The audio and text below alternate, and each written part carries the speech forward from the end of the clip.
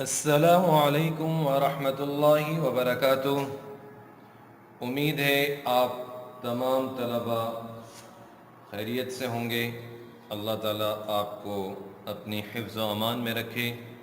ایک مرتبہ پھر ہم اقرا حفاظ بوائز سیکنڈری اسکول کی جانب سے جماعت نہم دہم کی تفسیر کی آن لائن کلاس میں آپ کو خوش آمدید کہتے ہیں۔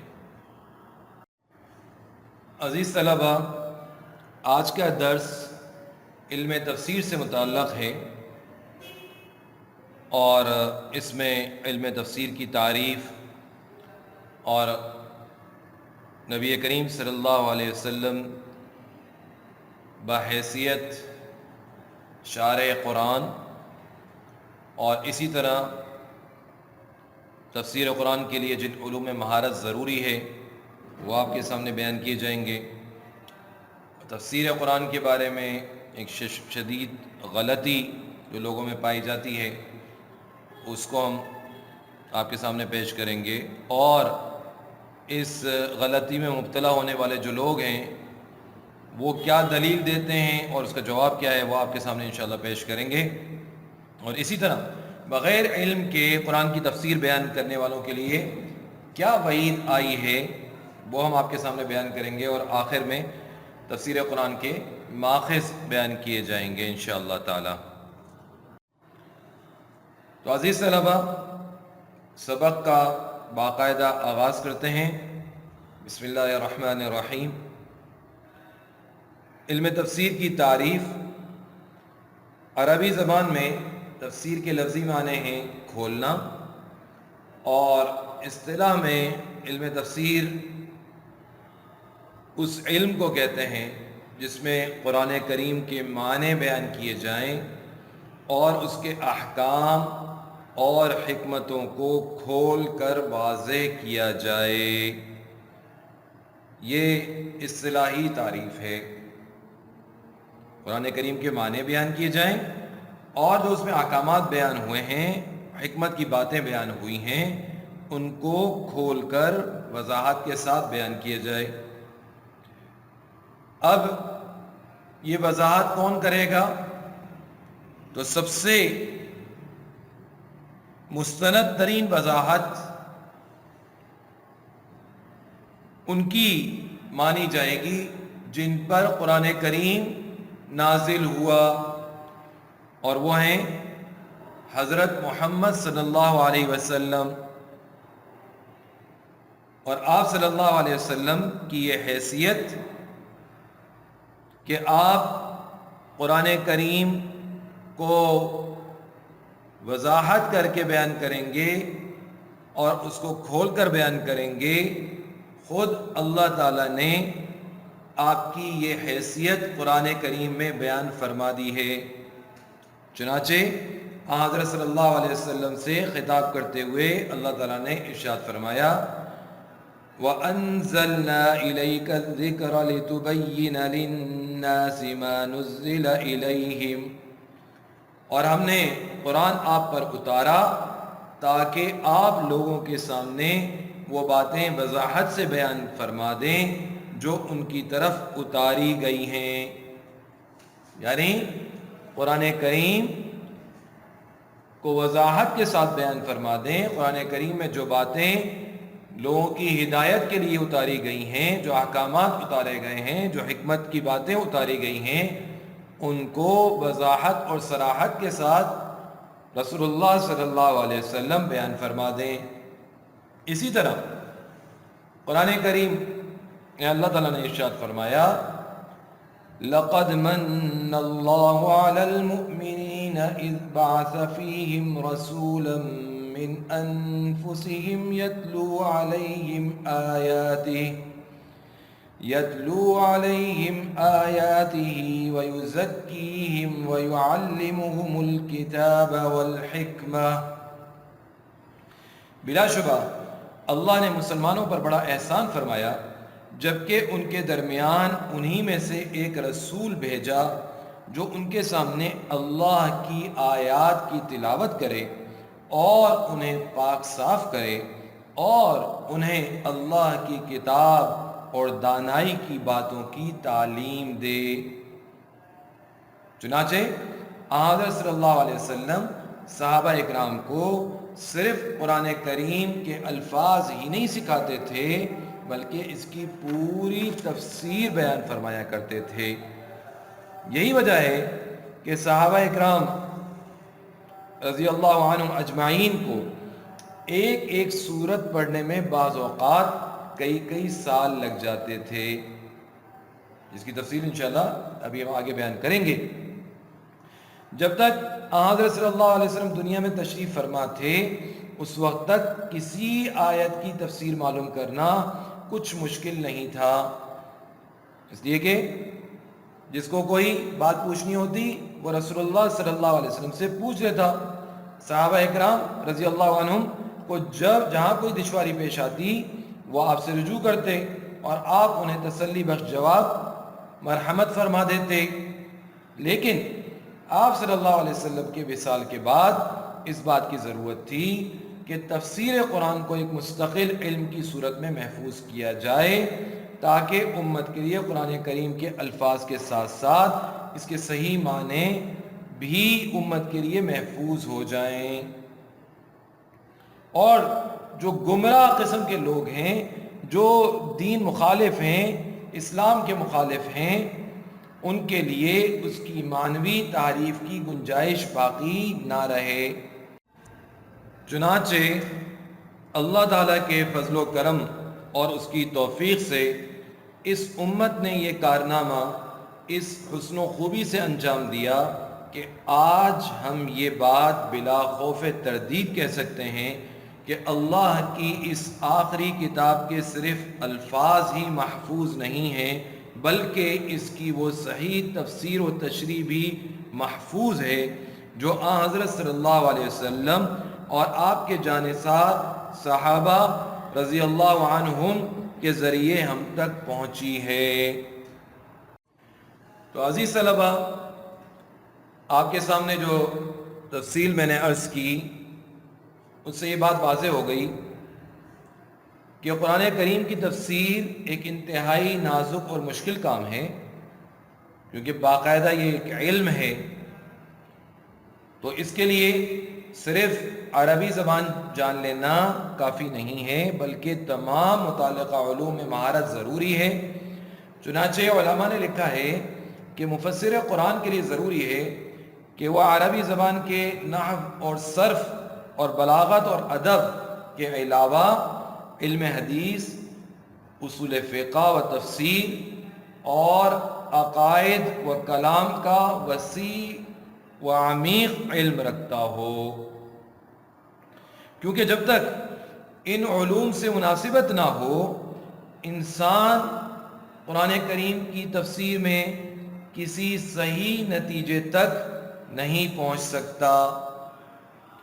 ان علوم کا جاننا انتہائی ضروری ہے، اور بعض حضرات نے اس سے بھی زیادہ جو ہے وہ علوم میں مہارت کا ہونا ضروری قرار دیا ہے کہ جو شخص ان علوم میں ماہر ہو وہ قرآن کریم کی تفسیر بیان کرے، وہ قرآن کریم کی تفسیر لکھے،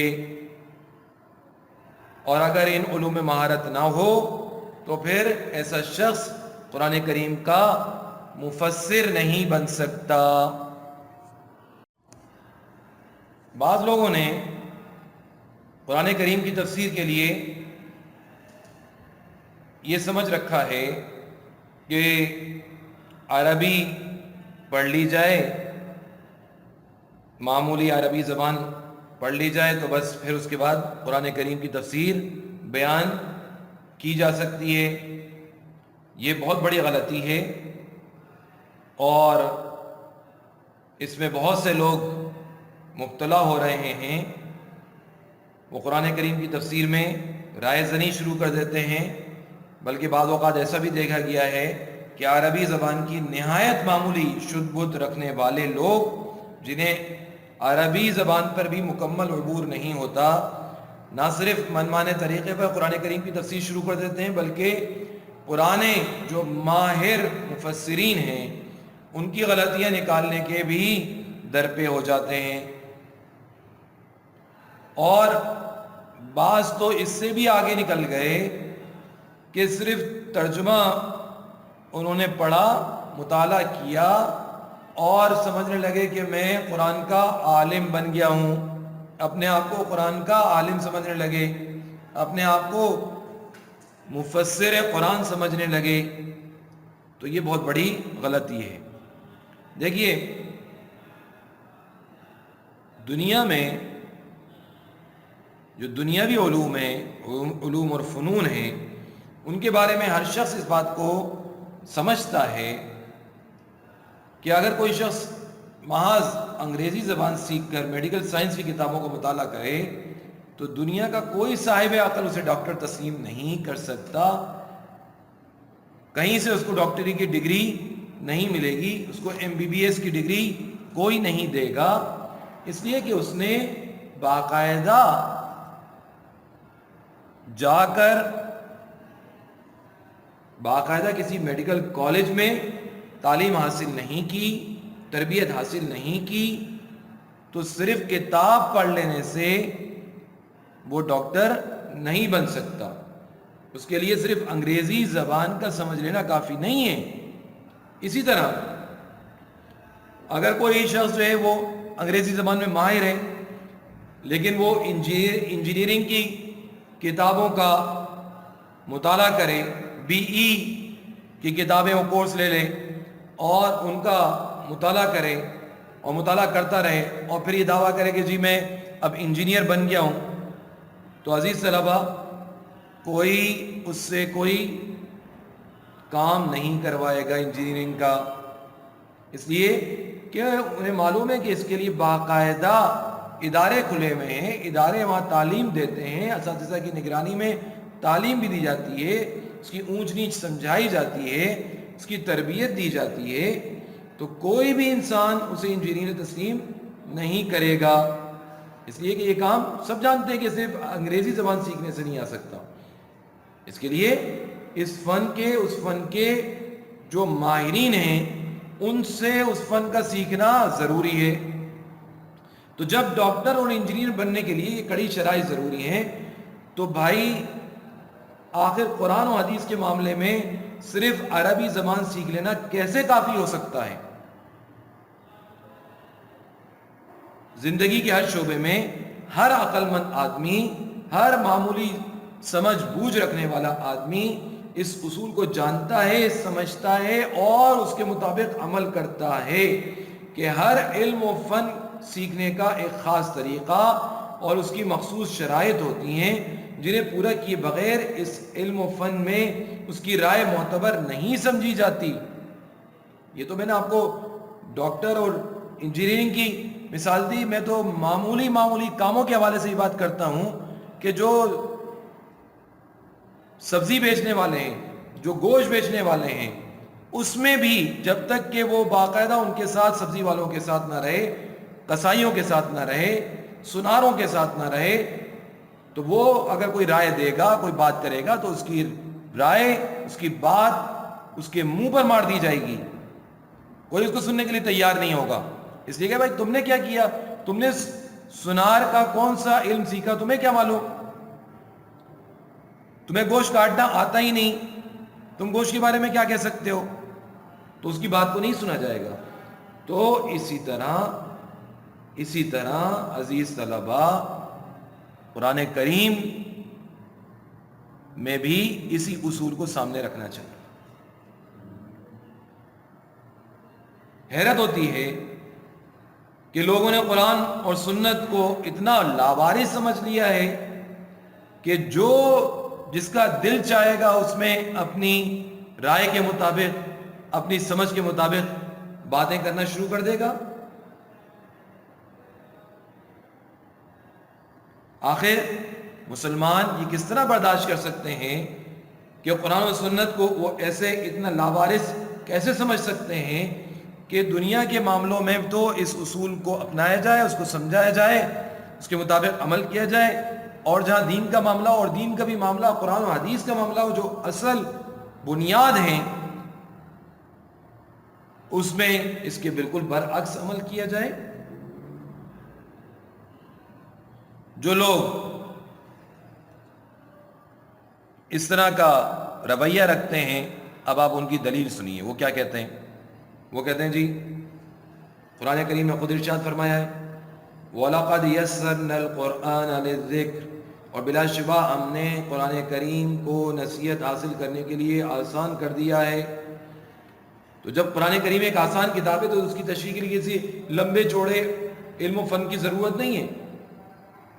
لیکن عزیز طلبہ، یہ استدلال، یہ جو دلیل ہے، یہ ایک شدید مغالطہ ہے، اور یہ مغالطہ خود کم علمی کی وجہ سے ہوا، خود کم فہمی کی وجہ سے ہوا۔ بات کیا ہے؟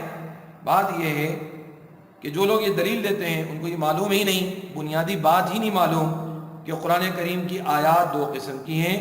ایک تو وہ آیات ہیں جن میں عام نصیحت کی باتیں، سبق آموز واقعات، عبرت کی باتیں، یہ مضامین بیان کیے گئے۔ مثلا دنیا کی ناپائیداری ہے، جنت دوزخ کے حالات ہیں، خوف خدا، فکر آخرت پیدا کرنے کی والی باتیں، اور زندگی کے دوسرے سیدھے سادھے حقائق۔ تو اس قسم کی آیتیں بلا شبہ آسان، اور جو شخص عربی زبان سے واقف ہو انہیں سمجھ کر نصیحت حاصل کر سکتا ہے۔ ٹھیک ہے، یہ بات اتنی درست۔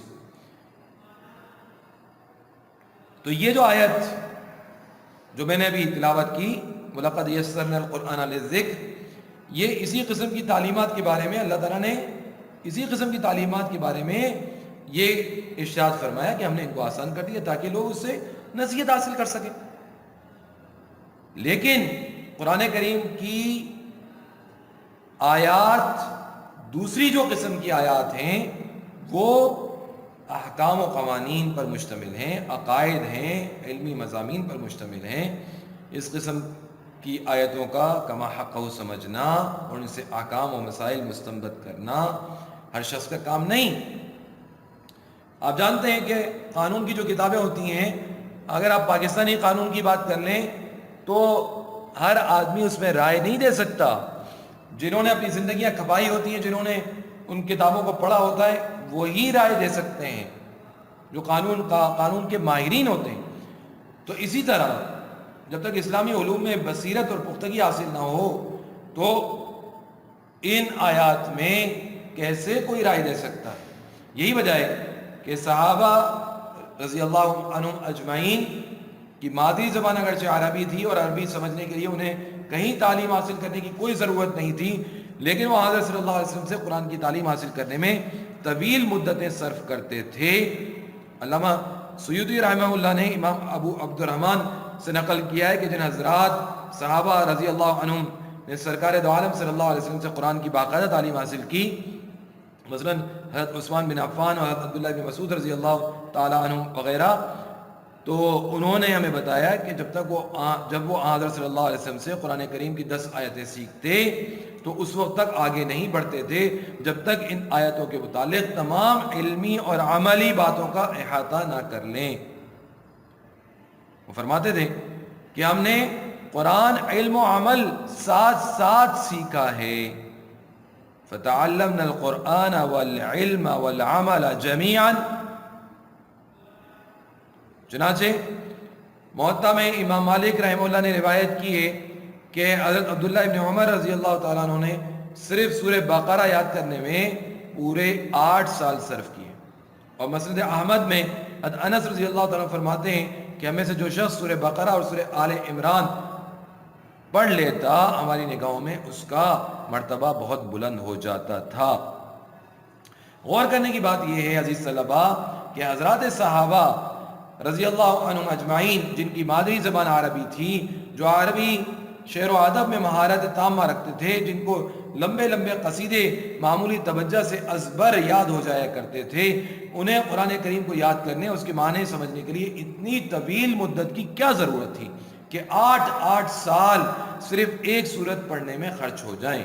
اس کی وجہ صرف یہ تھی کہ قرآن کریم اور اس کے علوم سیکھنے کے لیے صرف عربی زبان کی مہارت کافی نہیں تھی، بلکہ اس کے لیے حضرت صلی اللہ علیہ وسلم کی صحبت اور تعلیم سے فائدہ اٹھانا ضروری تھا۔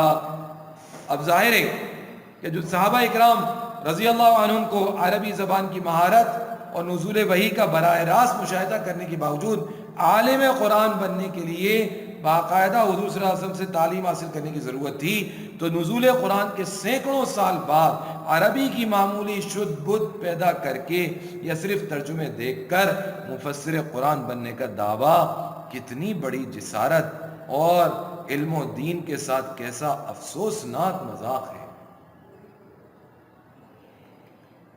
اللہ تعالیٰ اس سے حفاظت فرمائے، اللہ تعالیٰ ایسے برے کام سے ہماری حفاظت فرمائے اور ایسے لوگوں سے بھی ہماری حفاظت فرمائے جو اس طرح کے کام کرتے ہیں، اور اللہ تعالیٰ ان کو ہدایت عطا فرمائے۔ اس لیے کہ رسول اللہ صلی اللہ علیہ وسلم نے ایسے لوگوں کے بارے میں ارشاد فرمایا،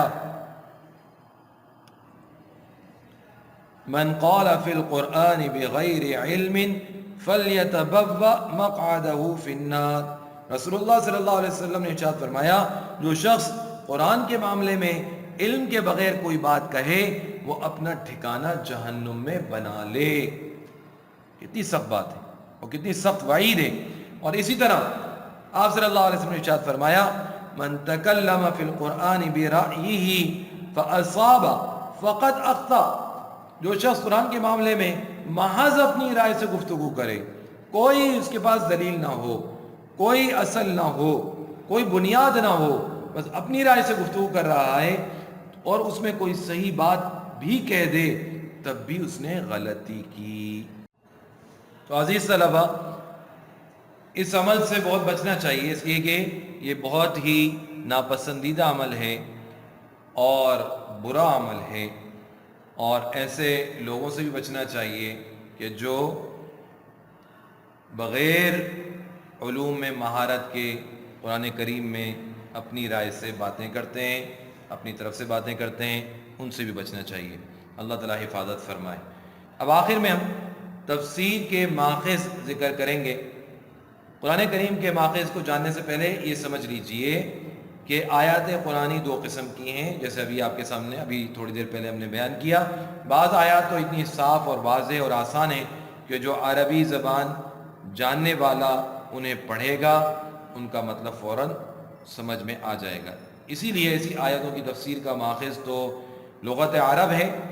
عربی زبان پر ماہرانہ نظر اور عقل سلیم کے سوا ان کا مطلب سمجھنے کے لیے کسی اور چیز کی ضرورت نہیں ہے۔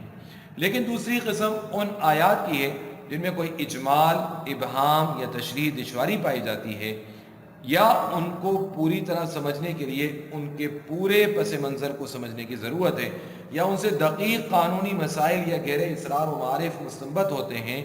ایسی آیات کی تشریح کے لیے محض زمادانی کافی نہیں، بلکہ اس کے لیے بہت سی معلومات کی ضرورت ہے جن سے ان آیات کی صحیح تفسیر معلوم کی جا سکے۔ اس لحاظ سے تفسیر قرآن کے کل 6 ماخذ ہیں۔ میں ان کی تفصیل میں نہیں جاتا، صرف نام میں ذکر کرتا ہوں، جیسے کہ آپ کی کتاب کے صفحہ نمبر 26 پہ یہ نام درج کیے گئے ہیں، بس اسی پر اکتفا کرتا ہوں۔ خود قرآن کریم یعنی قرآن کریم کی تفسیر بیان کرنے کے لیے جہاں سے مدد لی جائے گی وہ 6 ہیں۔ ان میں سے خود قرآن کریم ہے۔ کبھی ایسا ہوتا ہے کہ قرآن کریم کی کسی آیت کی تفسیر یا اس کی وضاحت، صراحت خود قرآن کریم سے ہو رہی ہوتی ہے، دوسری آیت سے ہو رہی ہوتی ہے۔ اسی طرح دوسرے نمبر پہ احادیث نبویہ صلی اللہ علیہ وسلم، قرآن کریم کی تشریح احادیث کے ذریعے سے ہوتی ہے، وضاحت اور صراحت احادیث میں بیان کی گئی ہوتی ہے۔ اسی طرح صحابہ اکرام کے اقوال، نمبر 3 تیسرے نمبر پہ صحابہ اکرام کے اقوال ہیں، اور پھر اس کے بعد نمبر 4 تابعین کے اقوال ہیں، پھر نمبر 5 پہ عربی زبان کی مہارت، لغت عرب جسے کہا جاتا ہے، اس میں مہارت ہونی چاہیے۔ یہ 5ویں نمبر پہ آتا ہے، جس کو بعض لوگوں نے اصل سمجھ لیا اور یہ سمجھ لیا کہ جی قرآن کریم صرف عربی زبان اگر آ جائے تو عربی زبان کے جان لینے سے قرآن کریم کی تفسیر ہم بیان کر سکتے ہیں. یہ اس کا نمبر 5واں ہے. اور پھر عزیز طلبہ عقل سلیم، آدمی کی عقل ٹھیک ہو، فتنہ اور فساد اس کے اندر نہ ہو، فسق و فجور اس کے اندر نہ ہو، عقل سلیم ہو، عقل ٹھکانے پر ہو. تو یہ 6 ماخذ ہیں جو قرآن کریم کی تفسیر کے لیے ضروری ہیں. ان سے قرآن کریم کی تفسیر بیان کی جاتی ہے. اور میں نے پہلے عرض کر دیا کہ علوم میں مہارت، جو علماء نے علوم ذکر کیے ہیں ان میں مہارت ضروری ہے. اس کے بغیر بھی قرآن کریم کی تفسیر بیان نہیں کی جا سکتی. قرآن کریم کی تفسیر کو اس کے بغیر، ان علوم میں مہارت کے بغیر بیان کرنا یہ بہت بڑا خطرناک عمل ہے. اس سے بچنا چاہیے. امید ہے کہ آج کا درس آپ کو سمجھ میں آیا ہوگا.